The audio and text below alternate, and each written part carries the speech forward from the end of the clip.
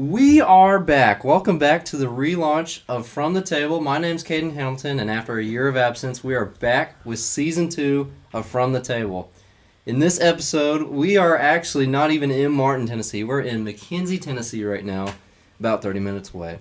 As we will be, me and Cody. Cody, say hi. Hola. Hola. No English? Me no hablo inglés. Okay. We are in McKenzie today, and we are one of the best pastors. We are with one of the best pastors in the area.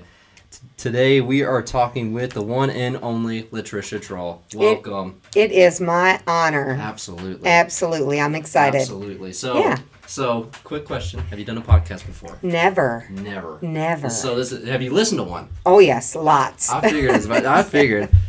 Because I feel like I've heard that sometime this year that she's got some podcast. I probably heard it somewhere.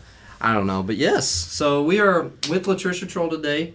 She's the pastor of McKenzie First United Methodist Church. So yeah, let's just get right into it. Go ahead, Cody. Okay, first question. Tell us about yourself and what you do for McKenzie First United Methodist Church. So my name is LaTricia Trull. I am the pastor at McKenzie First Methodist. And I'm married. I have one son. Let me tell you about him. He is the apple of my eye. I hear this every week, the guys. star in my sky and the O in my Cheerios. Absolutely. God gave me the best son. Absolutely. So what do I do for McKenzie First Methodist? A lot of things. It depends on whatever day you come. You know what? Today, it's pretty low key, but pastor does everything from fix the commode to run bulletins to preach to visitation. So I do a little bit of everything. A little bit of everything. Okay, next question. Tell us about your journey to where you are today. Well, I was not raised United Methodist. I was actually raised in a different denomination. And so it was a real journey for me to get to a place of understanding that women preach. But God is patient and He is kind. So I started pastoring with the United Methodist Church when I was 25, which is 20-something years ago. I have pastored 4 different appointments. And McKenzie, I have been here. This is going on my 7th year. Alrighty, since January, this is really interesting. It still mind blows me today. Since January, you right now you preach at 3 different churches. That was not the right word. Churches. All right, here we'll do that all over again. You ready? Since January, this blows my mind to the day. You preach at 3 different churches every single Sunday. Yes. What has it been like, and how do you handle that? Because I know it still mind blows me, even though we've been talking about it forever up here at Wesley, and we just Yeah. So Sunday mornings are pretty interesting. My farthest church is about 55 minutes from my house, so I leave at 7:15 on Sunday. Paris. Yes, I live in Paris. And my farthest church is in Madison County, which is Jackson. That's Jackson. Jackson. Yeah. So that's a I am. I leave at 7:15, and I get there. The first service starts about 8:30. I preach the second service at 9:15, and then I preach here at 10:50 at McKenzie. So. It's a good long drive. It is, but I will say this as well. I think it's been a real blessing for me because I love the rural country church. Absolutely. And both of those are rural country churches and just good salt of the earth people in them. But also, one of the perks is that, by the time you preach the same sermon the 3rd time on Sunday, you got it down pat. Yeah, pretty much. Pretty much. By the time I get here, these people are like, man, she's fired up. Yeah. She's already going. That's right. So where's the 3rd place you preach at? I forget. Here. It's here? Yeah. Okay, so you go from Madison County. And you go to Cedar Grove. Okay. To McKenzie. Wow. Yeah. Lord, I couldn't. Oh my word. I don't know how she does it, guys. I really don't. So do you have a bed here? I should have. Yeah. No, Actually, that's funny because you never know, right? Right. In my office is an air-up mattress right now. Yeah. You just never know when you're going to need one. Yeah, that's true. And you have Wesley too. Yes. Yeah. I also do. When people are here. Yeah. You know, it's I also do campus ministry. Yes. Yeah. I would need a nap. Yeah. Yeah. Some days are like that. Yeah. Okay. Cool fact for those who didn't know. You and your husband are pastors at different Methodist churches. Your husband, Alan Trull, is a pastor at Gleason. If you don't mind, tell us a little about what he does in Gleason and how it affects your life. Okay, so he is the lead pastor at Gleason First United Methodist Church. Good old Gleason. Man. Good old Gleason. Good old Gleason. And again, salt of the earth people. They're just great people. Absolutely. So what's interesting and how his being a full-time pastor at a different church affects me is that in one thing, I mean, we don't get to worship together. Right. But I think it also makes it very interesting that, when we're together, we're much more intentional about the opportunity to worship, taking communion, things like that. It's, it means more it means a lot. Yeah, it means a lot. So, but yeah, so we go our separate ways on Sunday morning and Wednesday night, and especially with 3 churches. Yeah, that's right. Oh my. Yeah. What time does his start? So his is at 11. Okay. Yeah. Yeah. Yeah. He gets to sleep in. He does get to sleep in. Yeah. Yeah. Does he have 3 churches to go to as well? Just one. Just one, yeah. Just He's one. got one. Seems unfair to me. It's a little unfair, but. Yeah. I mean, Alan does a great job over there. He does. He does a great job. He's a great guy to talk to. If you've never met him, which he's a good guy. He's a great guy. Let me tell you, he's funny too. He's very funny. He probably has we know somebody, one of our friends that we golf with. He has a dad joke calendar. So every day of the year, it tells him a dad joke. I bet he would be the kind of guy to have one of those. Absolutely. Absolutely. Absolutely. Absolutely. Oh, we need to get him on the show. Yeah. We need to try and get him one time. That would be great. So, as some people know, I go to Bethel University. I don't go to UTM, right? I'm in McKenzie, Tennessee during the semesters when we're in session, right? But I'm associated, so I know Trish because I'm associated with the Wesley Group here in McKenzie, and so Trish is our leader, our pastor of the group. So how many years have you led Wesley? It's been a couple of years. 6 years. Yeah, 6 years. That's what I thought it was. Yeah. So 6 years. And what do you value most about being a Wesley leader? Okay, so I want to give you a little background because Yeah. I really feel like this is a God story. Right. Mm-hmm. I pastored at Courier United Methodist Church, and while I was the pastor there, I realized that, kids are in your church and you get to watch them grow, and then they graduate and they go off to college and you lose that connection with them. Absolutely. And so I was really trying to find a way to connect the local church and campus ministry. And so I was trying to get the church I was pastoring connected with the Wesley Foundation at Murray State. Right. Because I felt this real need, Well, fast forward, I never could get anything going. They had a while there where their campus ministers were swapping out pretty often. And so, fast forward, my son graduates. Oh, man. Did I tell you about him? He's the apple of my eye, the star of my sky. Absolutely. Okay. Absolutely. But anyway, so he graduates, and I'm suddenly experiencing the empty nest. He graduated here, right? McKenzie? No, he graduated Henry County. Oh, Henry County. Okay. So, I guess that makes sense. I got a call from my district superintendent, and he asked me if I would be willing and interested to come to McKenzie. And he said, by the way, you would also be doing campus ministry at Bethel. And I thought, what a great opportunity, what Right, blessing to be, Mm-hmm. to have that hunger and that call to begin with, but then to see it lived out in what, God had in store for me. I truly feel like He brought me here to be campus minister. Right. Gosh, there are so many things that I could share with you that Right. are rewarding to me. Mm-hmm. And I don't want to be cliche or whatever, Right. but I really feel like part of the best thing about being campus minister is that I get to love on students when they're Yes. away from home. Right. Yeah. Check Um, up all the time. yeah. Uh-huh. But, not every student that comes is raised in the church. Right.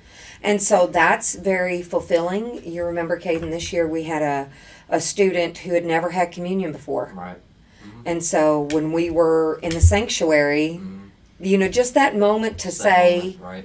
here's what communion means. Yeah. It's a beautiful thing to be Yes. able to walk with someone during that time. And, Mm-hmm.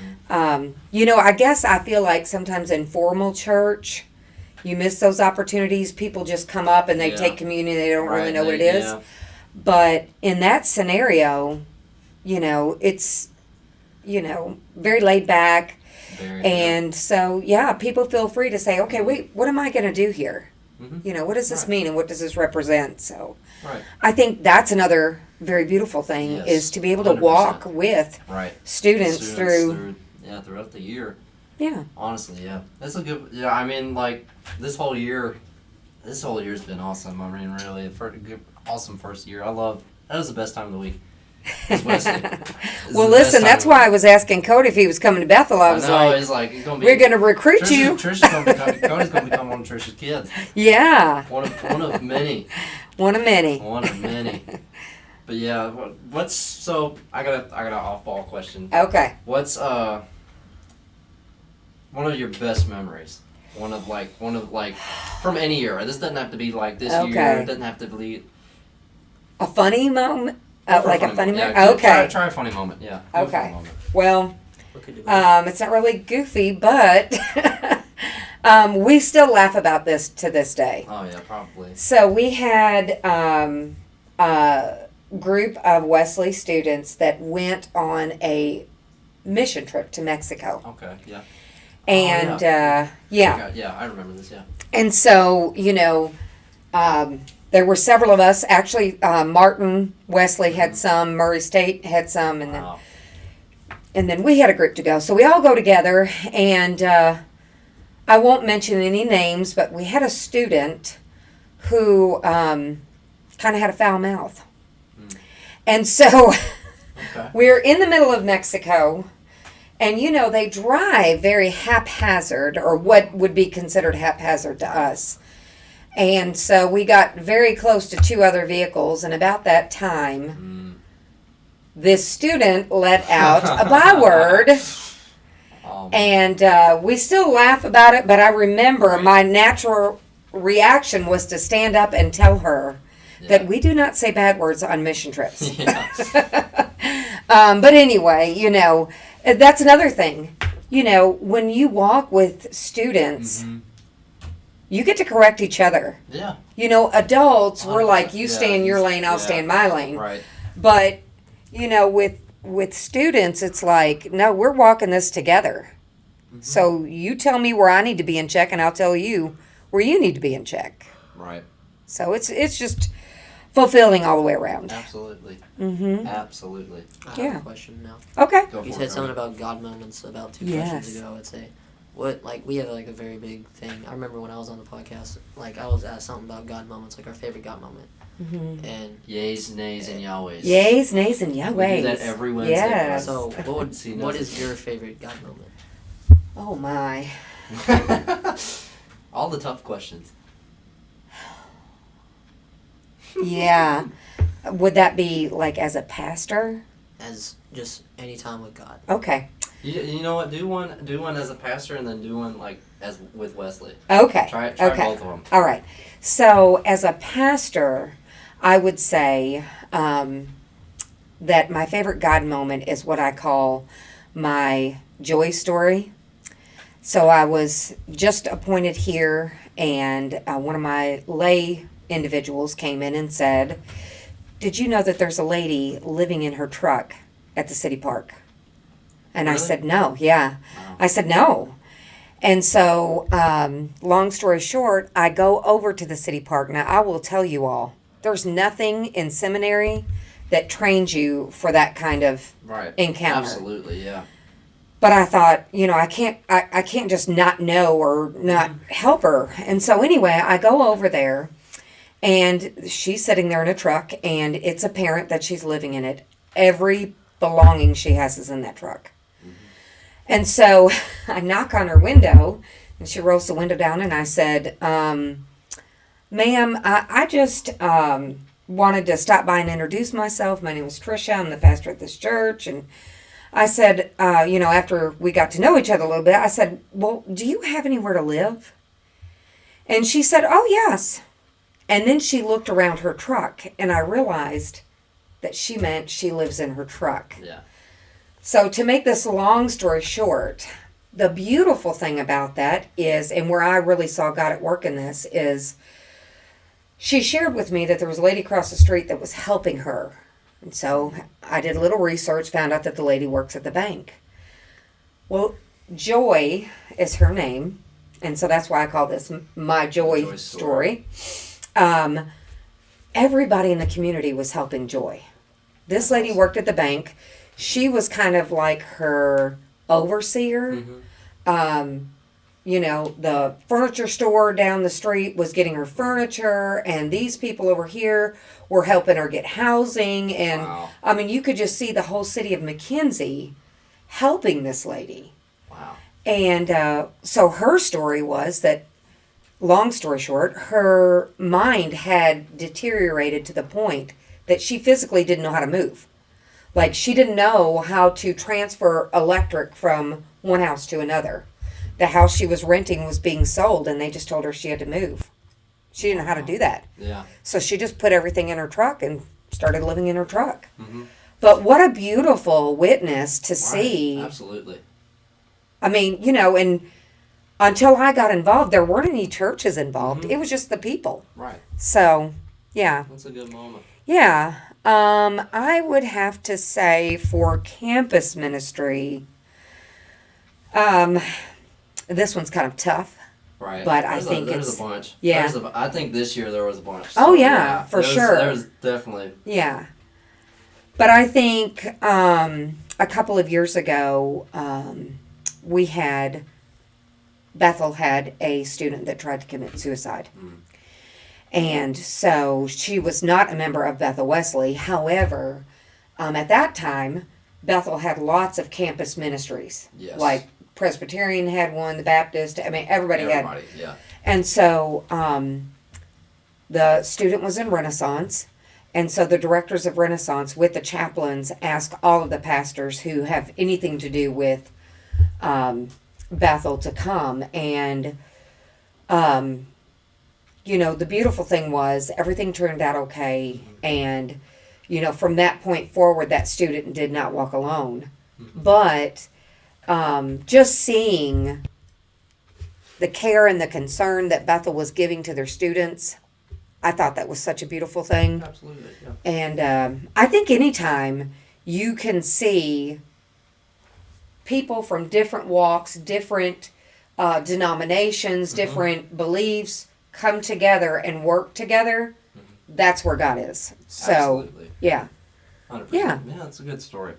I think this year we had, well, obviously the one you mentioned, like this year when we had that one who didn't really know who was, Yes. or didn't know what communion was. That was, I think, because I'm trying to think like of other ones that we, like God stories that we really had this year. That was one that night I know I was touched by that, definitely. I think that was like communion week, like communion, like it was World Communion. World Communion. Yeah. So that's what really made that like special, Yeah. and that was like that was just a powerful moment right there.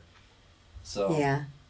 but So, yeah, I mean, there's plenty of others, I think. I'm trying to think of just simply one Yeah. that we've had. Like, besides that one. So I would say, here's another one that I think is a God thing. We have prayer partners here Yes. that partner Oh, my word, yes. our Absolutely. our church members with our students. Mm-hmm. And several times I can say that I witnessed that the prayer partner had no idea what was going on in the life of the student. Mm-hmm. But, perhaps We had no idea who. Yeah, they were private prayer partners, I guess, secret prayer partners. But yeah, so I saw several times where there were moments when the prayer partners gave something to the student that they didn't know would be such a thing of, care and witness to that student at that time. Mm-hmm. So definitely with that, but yeah. And I mean, even just to see, again, you're a sports enthusiast, yes. right? Mm-hmm. And Grace is theater. Mm-hmm. And, just to see the different students with different backgrounds and different interests come together. Mm-hmm. I think that's a beautiful thing. So it's a very beautiful yeah. thing. Very beautiful thing. The prayer partner. So the prayer partner thing she's talking about is, so like the whole. Well, I mean, we kind of somewhat explained it. So we have prayer partners all year, kind of like how we used to have it in youth. I think we never. I don't think y'all did, but like it was like a long time ago. Did y'all have any? What were you going to say? We don't have it in youth. We have it in Discovery. We didn't. Yeah, I remember Discovery. We would have one, but like there was like freshman my 6th grade year and 7th grade year, I think, because Mr. Harry was my prayer partner, but like 6th grade and 7th grade year for me, we had like for the whole school year, because youth was just the thing where we had prayer partners in, and we just had one for the whole year. We knew who they were, but like we still, I mean, it's still a really cool thing. Mm-hmm. I think, like, but what she's talking about is like we had prayer partners for Wesley the entire year, the whole entire fall semester, spring semester, every moment, but we had no idea who they were. Mm-hmm. And honestly, when we got to meet them, it was the last Wednesday that we were going to meet for the entire year, and we had this this nice meal, everything in that nature. And funny enough that we talk about this, because my prayer partner literally just walked in the building. He did earlier. Yeah. But what was I saying? Gosh, see the blank moments. I'm telling you, they happen. But that last Wednesday, where we all got together, we revealed prayer partners. After the reveal, that was such a cool moment. Mm-hmm. Seriously. And it was for the prayer partners too. Yes, right. Of course, they knew who you were. Right, they knew who we were, but we didn't know who they were, and we got to talking it up after the meal mm-hmm. and everything, and it was just so cool. It was a really cool moment, really touching moment, I think, for everybody. Yeah. So, yeah, that was a cool moment. That was a very, very cool moment. Well, you got any final thoughts? Anything else you want to talk about? Anything? I mean, literally anything. Any questions for us? Any questions for us? Yeah. Oh, golly, Bill. Lord. I know, didn't mean to put you on the spot. No, like that's that, okay. Do you two get along well? No. No. No, we try. No, we don't. He doesn't try. I think you have a great banter back and forth. Oh, me. I really do. Yeah. He knows. Come on. Listen, we love Kadin around here. I'm telling you. He's got to be a good big brother. Yes. Okay. Mom's going to love that one. Yeah, mom's probably listening to this right now. It's like, I can't believe y'all would talk like this. We're going to get it later, I know. But anyway, well, I want to thank you again for coming on. Absolutely. The first ever, or not the first ever, but the first one for the second season for the revamp. Yeah. We don't know. We actually don't know who we're having next week. Mystery guest. Mystery guest. Yeah, we're gonna have a mystery guest again, but promise you, we're not gonna. We're gonna stay on topic. So, or we're gonna stay focused with this. Make sure to tune in next week. Co-host Daniel, everybody. Well, not everybody. If you don't know, Daniel McKenzie he also helps with the show. So he'll be back. He was sick with the stomach bug on his birthday. Prayers definitely out to Daniel right now. He's probably fully recovered by the time this comes out, but still. I'm thinking about good old buddy right there. Co-host of the co-host. Co-host of the co-host. Really? That's Of you? I am. Oh, you're the co-host of the co-host. Okay. But yes, be sure to be on the lookout all summer. We're going to keep on coming out with episodes, trying every week this summer. So make sure to stay tuned. If you want more content from us and didn't see our last year's episodes, or our last season's episodes, if you want to put it that way, we got a bunch of episodes from last year. We got a bunch of good ones. We had one with Pastor Amanda. We had one with you, Cody. Yes. Take mine as the best. That's the best. You think it's the best? We had Daniel. We had Daniel's dad. We had Roberto. We had a bunch of good ones. But just saying, if you want to go check them out, by all means, go do so. Yeah. So until next week, I'm Kadin. I'm Cody. I'm Tricia. Thank you for listening to From the Table, and we will see you next time. God's peace be with you, friends.